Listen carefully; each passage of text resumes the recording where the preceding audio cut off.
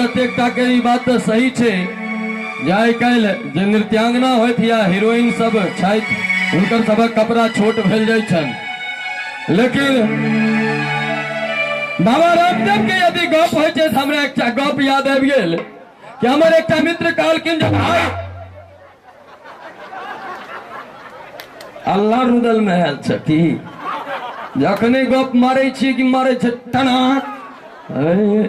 मर्दे कहीं हम अपने पीटे वाला आदमी ओकरा तो बाबा रामदेव के गप चले तो हमारे एक मित्र कहले जे सुन तू बहुत कहता है ना लेकिन मुझे रामदेव बाबा के पास कभी मत ले जाना।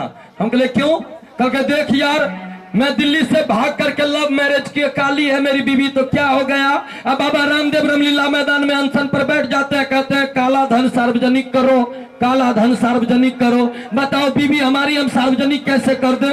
हम कहले बात तो ठीक कह रहा है तुम, लेकिन सुन ये तुम्हारे साथ ही नहीं हुआ है, मेरे साथ भी ये घटना हो चुका है। हमें गलत तो तोरा की भेलो?